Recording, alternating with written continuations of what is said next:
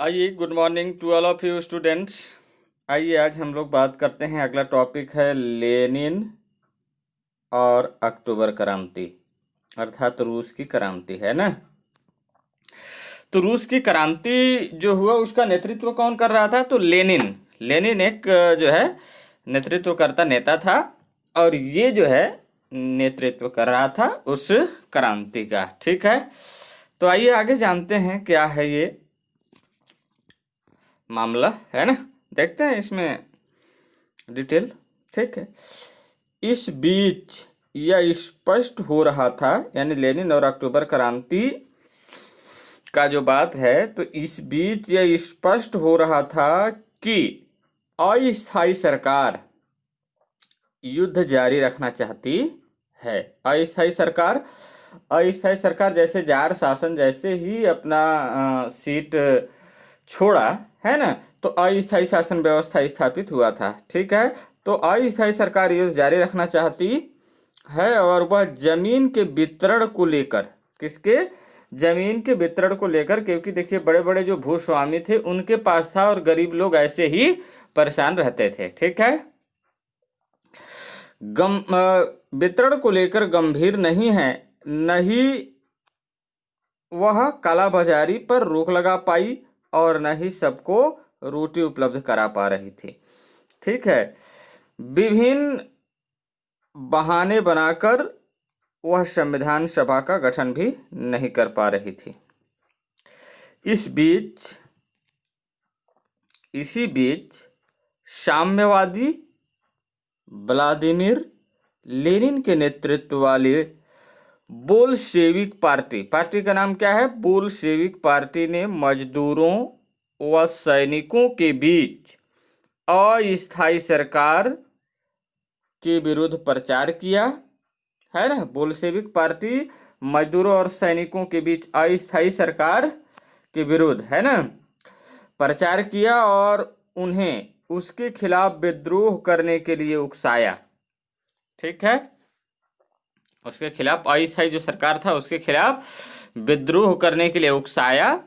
Lenin का मानना था कि मध्यम वर्ग रूस में कमजोर होने का कारण वह लोकतंत्र स्थापित नहीं कर पाएगा और न ही वह किसानों को जमीन दिलाएगा।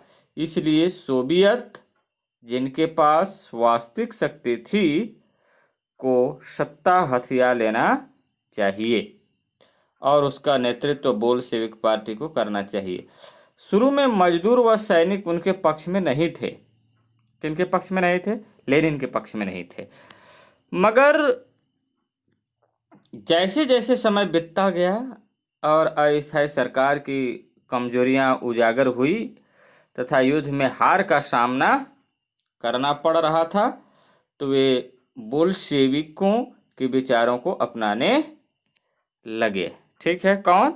मजदूरों और सैनिक लोग भी। ठीक है, हमने पहले देखा था कि किस प्रकार रूस के किसान, मजदूर और सैनिक आपस में जुड़े हुए थे और एक दूसरे की सीमाओं के प्रति सचेत थे। इस कारण उनके बीच एक साझा समझ बनना, यानी साझा समझ बनना और उसके लिए लड़ना स्वाभाविक था। ठीक है,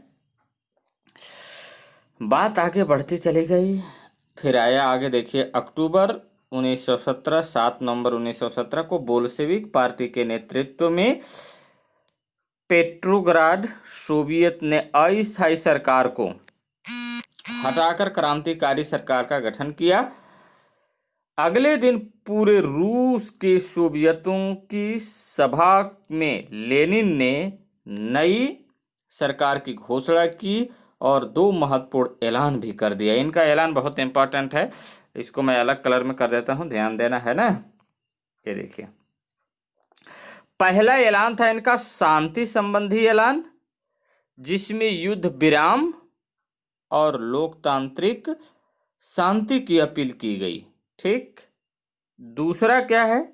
और दूसरा है जमीन संबंधी ऐलान, जिसमें भूस्वामियों की जमीन का राष्ट्रीयकरण, राष्ट्रीयकरण कहने का मतलब जो भूस्वामी के पास बहुत ज्यादा जमीन था वो किसानों में और मजदूरों में बांटा जाएगा, राष्ट्रीयकरण कर दिया जाएगा। मतलब ये हो जाएगा कि वो पूरे के पूरे सरकार के हाथ में होगा, न कि बड़े बड़े लोगों के हाथ में, और किसानों को आवश्यकता अनुसार दिया जाएगा खेती किसानी करने के लिए, है ना। राष्ट्रीयकरण और किसानों को जमीन वितरण का निर्णय था उसमें, ठीक है। हर गांव के गरीब किसानों की समितियों, किसानों की समिति यानी किसान की जो कमेटी था, समितियों को अलग करा ले लेते हैं, है ना। समितियों को वहां के भूस्वामियों की जमीन को आपस में बांटने का अधिकार दिया गया था। क्या दिया गया? भूस्वामियों की जमीन को आपस में बांटने का अधिकार दिया गया। दूसरी ओर कारखानों में मजदूरों की समितियों को कारखानों के संचालन में भागीदारी दी गई। चंद ही दिनों में हर जगह पुरानी प्रशासन व्यवस्था, नौकरशाह और पुलिस की जगह सोवियतों ने शासन व्यवस्था अपने हाथ में ले ली। सोवियत शासन ने यह सुनिश्चित करने की कोशिश की कि सभी शहरवासियों को खाने के लिए रोटी और रहने के लिए आवास मिलना चाहिए। जैसे हमारे यहाँ क्या है, खाने के लिए चावल और रहने के लिए प्रधानमंत्री आवास, ठीक है। उसी प्रकार वहां भी ऐलान कर दिया गया। इसके साथ ही रूस ने ऐलान किया कि जारशाही के तहत जो भी राष्ट्र रूसी साम्राज्य द्वारा दबाए गए थे वे अब स्वतंत्र हैं और अपनी मर्जी से तय कर सकते हैं कि वे रूस के साथ रहना चाहते हैं या स्वतंत्र होना चाहते हैं। फिनलैंड, लाटविया, एस्टोनिया, यूक्रेन जैसे देश एक प्रकार स्वतंत्र हुए, जो कि बिल्कुल रूस से लगे हुए हैं, ठीक है। जहां तक विश्व युद्ध को समाप्त करने की बात थी, रूस की अपील के बावजूद कोई देश शांति समझौते के लिए तैयार नहीं हुआ। ऐसे में रूस ने जर्मनी से मार्च 1918 में एक समझौता करके युद्ध समाप्ति किया, लेकिन इस संधि के द्वारा रूस को बहुत अधिक जमीन जर्मनी को देनी पड़ी, अर्थात जो घूस के रूप में देना पड़ा कह लो, ठीक है। सन 1918 से 1922 के बीच रूस के पुराने भूस्वामी और सेनापतियों ने नई सरकार के विरुद्ध गृह युद्ध छेड़ दिया। जो लेनिन आया था उसका गृह युद्ध छेड़ दिया, मतलब देश में ही एक युद्ध की भावना जागृत करने लगे, ठीक है। और उन्हें ब्रिटेन, फ्रांस, अमेरिका आदि देशों का समर्थन भी मिला, ठीक है। बड़े बड़े भूस्वामियों को किसका मिला? ब्रिटेन, फ्रांस और अमेरिका का समर्थन भी मिला। इन देशों की सरकारें यूरोप में साम्यवादी विचारों के फैलाने से घबराई हुई थी, लेकिन 1922 तक रूस की सरकार इन्हें हरा पाई, ठीक है। इसी बीच पुराने साम्राज्य के कई हिस्से जो स्वतंत्र हुए थे अब रूस के साथ हो लिए और एसएसआर अर्थात सोवियत समाजवादी देश का संघ की स्थापना हुई, है ना। ये हुआ जो कि 1922 तक में ये व्यवस्था हुआ जो लेनिन का शासन आया। अब जैसे ही लेनिन का मृत्यु हो जाता है उसके बाद दूसरा शासन आता है स्टालिन। कौन आता है? स्टालिन। स्टालिन लिखा हुआ है, इसको स्टालिन कहते हैं।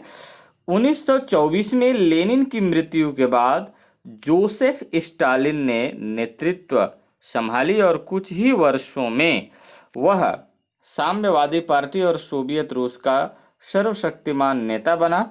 नेतृत्व संभालते ही उसकी नीतियों का विरोध करने वाले कई नेताओं को मार डाला गया। अगर इसका जो कोई भी इसके नीति को विरोध करता तो उसे सीधे मार डाला जाता, ठीक है। स्टालिन 1953 में अपनी मृत्यु तक सोवियत साम्यवादी पार्टी और सोवियत संघ का तानाशाह हमेशा बना रहा, ठीक है। उसी के दौरान एक काम यहाँ बहुत अच्छा काम हुआ जो औद्योगिकरण, उद्योग लगाए गए, ठीक है। औद्योगिकरण यानी क्रांति के बाद रूस में सारे बैंकों, कारखानों व खदानों को शासकीय संपत्ति घोषित किया गया और निजी संपत्ति खत्म की गई थी। जितने भी शासकीय संपत्ति घोषित किया गया और निजी संपत्ति जो था, प्राइवेट संपत्ति जो था, उसे खत्म की गई। अब उनका संचालन राज्य द्वारा किया जाने लगा। जो प्राइवेट कंपनी द्वारा हो रहा था वो अब किसके द्वारा होगा? राज्य सरकार द्वारा होगा। ठीक है। 1924 के बाद सोवियत रूस के सामने आर्थिक विकास और औद्योगिकरण की चुनौती थी। युद्ध, क्रांति और गृह युद्ध से ध्वस्त आर्थिक व्यवस्था को विकास की पटरी पर लाना था। ठीक है। 1928 से सोवियत रूस में नियोजित विकास की शुरुआत हुई। किसका? नियोजित विकास की शुरुआत हुई। एक सिस्टमेटिक विकास की शुरुआत हुई जिसमें औद्योगिकरण पर विशेष जोर था कि औद्योगिकरण को अधिक से अधिक बढ़ाया जाए। ठीक है। लेकिन इसके लिए धन और तकनीकी विशेषज्ञों का अभाव था। ऐसे में पहले विदेशों से विशेषज्ञ बुलाए गए और उनकी मदद से उद्योग निर्मित किए जाने लगे। जहां तक धन और पूंजी का सवाल था, यह किसी विदेशी स्रोत से उपलब्ध नहीं था और रूस को अपने स्रोतों से व्यवस्था करनी पड़ी। इसके लिए जितनी भी बचत उपलब्ध थी उसे उद्योगों में झोंका गया। मजदूरों का वेतन कम रखा गया और किसानों पर कर लगाकर अतिरिक्त निवेश की व्यवस्था की गई। यह माना गया कि उद्योगों के विकास से बाद में मजदूरों और किसानों को फायदा मिलेगा। 1928 के बाद रूस में औद्योगिकरण तेज हुआ और इसमें भारी उद्योग, लौह इस्पात, बिजली, मशीन उत्पादन आदि पर विशेष जोर था। 1940 तक सोवियत संघ एक ताकतवर औद्योगिक देश बन गया। ठीक है।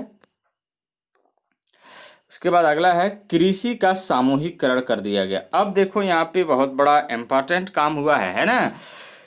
कृषि का सामूहिकरण किया गया।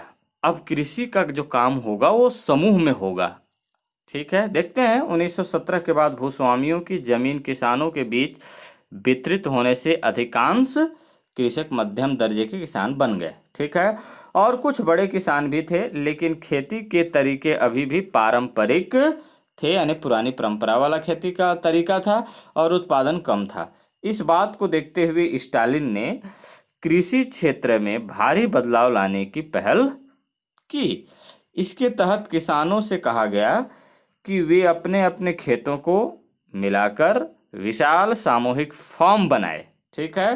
ताकि बड़े पैमाने में खेती की जा सके और खेतों में मशीनों व अन्य आधुनिक तरीकों का उपयोग किया जा सके। ठीक है। मान लीजिए अब छोटे छोटे किसान हैं, इतना इतना जमीन है ना, इतना इतना ऐसे ऐसे जमीन है, लेकिन जब इसे ये लोग सामूहिक रूप से इतना बड़ा फार्म बना लेंगे और इसमें मशीनीकरण, टेक्नोलॉजी, अत्यधिक उत्पादन देने वाला जो है फसल का उत्पादन करेंगे, तो स्वाभाविक सी बात है कि बहुत ज़्यादा इसका उत्पादन होगा। देखिए मान लीजिए इसमें अब 3 क्षेत्र है, तीनों में से मान लीजिए ये सबसे अमीर है लेकिन बाकी ये दोनों गरीब हैं, तो स्वाभाविक सी बात है कि वो अच्छे बीज का उपयोग नहीं कर पाएंगे, फसल का उत्पादन कम होगा। अगर समूह में होगा तो समूह में जब होगा तो स्वाभाविक सी बात है कि उत्पादन ज़्यादा होगा।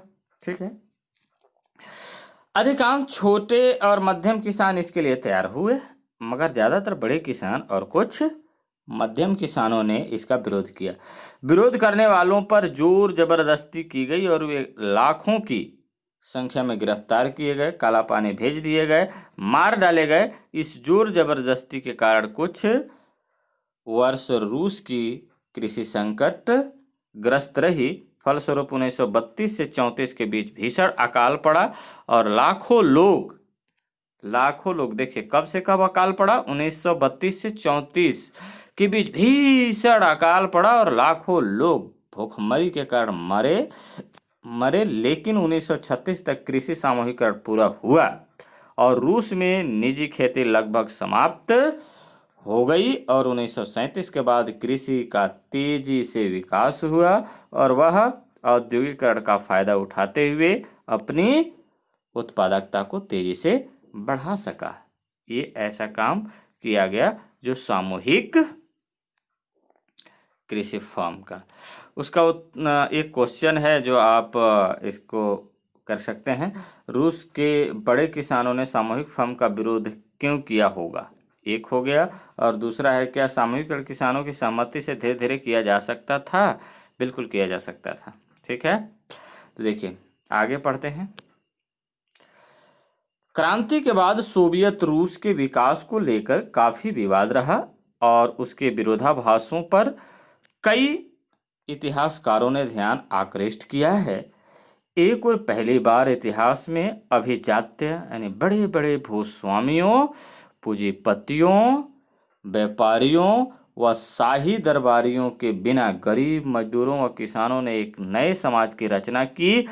इस समाज में सभी को भोजन, शिक्षा, स्वास्थ्य, आवास आदि जरूरी सुविधाओं की पहुंच समान रूप से बनी। बेरोजगारी लगभग समाप्त हो गई और सबको काम मिला और 1929 से 32 के बीच पूंजीवादी देशों में भी भीषण आर्थिक मंदी आई। इसका रूस पर कोई प्रभाव नहीं पड़ा। महिलाओं को समाज में समान अधिकार प्राप्त हुआ। ठीक है, महिलाओं को भी समाज में समान अधिकार प्राप्त हुआ। निरक्षरता में भारी कमी आई, यानी जो अनपढ़ लोग थे वो लोग पढ़ाई लिखाई, आने वाले जितने भी पीढ़ी थे वो लोग पढ़ाई लिखाई करने लगे, तो इसमें कमी आ गई। और सबके लिए समान शिक्षा की व्यवस्था की गई, जिसमें विषयों की पढ़ाई के साथ साथ शारीरिक श्रम द्वारा उत्पादक कार्य पर भी जोर दिया गया। रूस के अधिकांश पड़ोसी देश जो पूंजीवादी थे लगातार इसी प्रयास में रहे कि वह सफल न हो और रूस के विकास में तरह तरह की बाधाएं डालते रहें, लेकिन इसके बावजूद सोवियत रूस अपने आप को आर्थिक रूप से मजबूत कर सका और 1940 तक एक आधुनिक शक्ति के रूप में रूस उभर गया। ठीक है, लेकिन जो राजनीतिक व्यवस्था सोवियत रूस में बनी उसमें बहुदलीय प्रणाली की जगह एक साम्यवादी दल को ही मान्यता प्राप्त थी। इस कारण लोगों के सामने राजनीतिक विकल्प मौजूद नहीं थे। हमारे यहाँ जैसे समाजवादी व्यवस्था में क्या है कि बहुदलीय राजनीतिक पार्टी यहाँ पे हमारे यहाँ है, जैसे कांग्रेस है, भाजपा है, सपा है, बहुजन पार्टी है, ठीक है, आप है, जनता कांग्रेस है, इस तरह से बहुत सारे ऑप्शन रहते हैं। लेकिन वहाँ पे ऐसा नहीं था, एक दलीय शासन व्यवस्था था। इसके अलावा यहाँ पर और क्या व्यवस्था किया गया? इसके अलावा वहाँ शासन की आलोचना करने तथा वैकल्पिक सोच प्रस्तुत करने पर भारी रोक लगी थी। ठीक है, भारी रोक लगी थी। ठीक है, और अक्सर शासन की नीतियों के विरोध करने वाले, चाहे वह साम्यवादी दल के क्यों न हो, को विद्रोह के आरोप में गिरफ्तार किया जाता था और मार डाला जाता था। इस तरह जहां एक और गरीबों को राजनीति में भाग लेने का मौका मिला, वहीं उनके पास विकल्प न होने के कारण लोकतंत्र का पूरा विकास नहीं हो पाया। सोवियत क्रांति का पूरे विश्व पर गहरा असर पड़ा।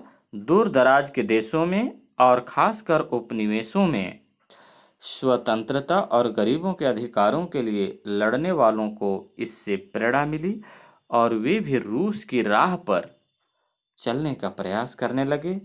रूस की साम्यवादी पार्टी के नेतृत्व में अंतर्राष्ट्रीय साम्यवादी संगठन बनाया गया और हर देश में उस तरह की पार्टियों का निर्माण हुआ। इनके आंदोलनों के दबाव से हर देश में मजदूरों के कल्याण व किसानों को जमीन पर अधिकार देने के लिए कानून बने और ठोस व्यवस्थाएं बनी, अच्छा व्यवस्थाएं बनी। ठीक है, उसके बाद हमारा अगला बात है भीषण आर्थिक मंदी और कल्याणकारी सरकार। भीषण आर्थिक मंदी और कल्याणकारी सरकार। आइए देखते हैं, पिछले खंड में हमने देखा कि रूस ने पूंजीवादी औद्योगिकरण की जगह राज्य नियंत्रित औद्योगिकरण को अपनाया और संसदीय लोकतंत्र की जगह सोवियत शैली का लोकतंत्र स्वीकारा। वहां बहुदलीय चुनाव और व्यक्तिक लोकतांत्रिक अधिकारों को भी नहीं माना गया। उसी समय ब्रिटेन व अमेरिका में संसदीय लोकतंत्र, बहुदलीय चुनाव और व्यक्तिक लोकतांत्रिक अधिकारों पर अधिक जोर था। यह व्यवस्था बाजार आधारित पूंजीवादी औद्योगिकरण पर खड़ी थी और उसमें यह मान्यता थी कि लोकतांत्रिक सरकार को आर्थिक मामलों में दखल नहीं देना चाहिए। अर्थव्यवस्था को पूरी तरह बाजार पर छोड़ देना चाहिए। इस विचार को बहुत बड़ा धक्का सन 1929 की भीषण मंदी से लगा और अपने आप को बदलने पर विवश हुआ। अपने आप को जो है बदलने पर क्या हुआ? विवश हुआ पूंजीवादी व्यवस्था। ठीक है। प्रथम विश्व युद्ध की समाप्ति के बाद यह आशा की गई थी कि सभी देशों में तेजी से आर्थिक विकास होगा और 1919 के बाद ऐसा हुआ भी, लेकिन यह विकास 1923 के बाद कुछ थम सा गया और 1929 में पूरी पूंजीवादी दुनिया में भीषण आर्थिक मंदी आई, जो 1933 तक यानी 4 साल तक बनी रही। और हालांकि उसके बाद फिर विकास का दौर शुरू हुआ, लेकिन 1939 तक मंदी का असर बना रहा, जो द्वितीय विश्व युद्ध के करीब पहुंच गया है। आर्थिक मंदी यानी क्या? आर्थिक मंदी यानी क्या क्वेश्चन कह रहा है कि आर्थिक मंदी यानी क्या होता है। तो देखिए क्या होता है। पूंजीवादी अर्थव्यवस्था में हमेशा एक जैसा विकास नहीं होता है, उसमें लगातार तेजी और मंदी के दौर एक के बाद एक आते रहते हैं। इसे हम कहते हैं आर्थिक मंदी। तेजी के समय पूंजी का निवेश बढ़ता है। तेजी के समय क्या होता है? पूंजी का निवेश बढ़ जाता है, उत्पादन बढ़ जाता है, मजदूरों को काम और वेतन भी अधिक मिलता है ना। इस कारण वे अधिक चीजें खरीद पाते हैं और चीजों की मांग और कीमतें बढ़ती है। इस कारण और अधिक पूंजी निवेश होता है। इस तरह तेजी का चक्र चलते रहता है। इस खुशनुमा दौर के अंत में अक्सर चीजों का अत्यधिक उत्पादन हो जाता है और वे बिक नहीं पाती है और माल की कीमत कम होने लगती है। जब ऐसी परिस्थिति में कोई अप्रत्याशित आर्थिक घटना घटती है तो लोगों का विश्वास डगमगा जाता है और मंदी का खतरा क्या हो जाता है? मंदी का खतरा बढ़ जाता है। मंदी का खतरा बढ़ जाता है। पूंजीवादी उत्पादन कम कर देते हैं, जिससे मजदूरों को काम कम मिलता है और वे बेरोजगारी का शिकार हो जाते हैं। अब वे और कम सामान खरीद पाते हैं। इसके चलते मंदी और गहरा जाती है। आमतौर पर आर्थिक मंदी का असर कम समय के लिए रहता है और फिर से तेजी की आशा रहती है, लेकिन 1929 की मंदी का असर कई साल तक रहा और पूरे विश्व को हिलाकर रख दिया।